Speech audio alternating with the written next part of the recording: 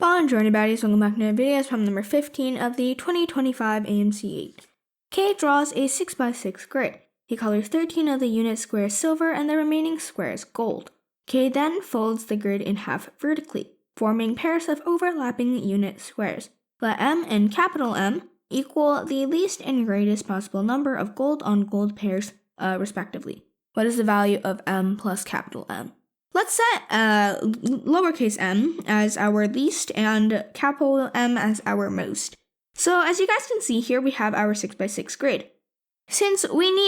Let's first solve for the capital M. So how do we find capital M? We basically need it so that the unit squares that are silver take up the least amount of pair squares. So for example, if we don't want it to be paired with any of the golden squares, so basically think of it as like the least disruption. We're just all going to squish it into one row so that all the silver pairs with the silver. Since there's 13 and each row is 6, it takes up 2 whole rows, and then one row with its sad loneliness. Which means that the other pairs are all going to be golden. So I'm going to use yellow here, because that's the closest thing I have to gold on one note. Like so. Which means that when he folds it in half vertically, this pair, this pair, this pair, this pair, this pair, this pair, da da da da da. However, the only problem is that this silver square is taking up one pair with this golden square. So that means that the greatest number of gold-on-gold pairs is basically going to be excluding these squares. This square and this square, this square, this square, and all of the below. Since there are 1, 2, 3, 4, 5, 6, 7, 8, 9, 10, 11, there are at maximum 11 pairs of gold-on-gold squares.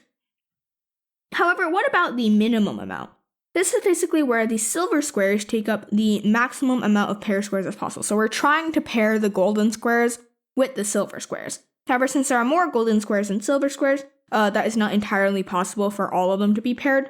So for example, let's start here. We can make one side completely silver.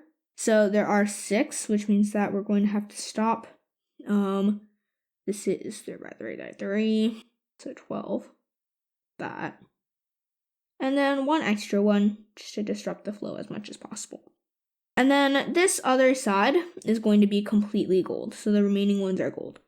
This means that since the silver squares are being paired with the gold squares, the amount of gold squares that are being paired with themselves is very minimal.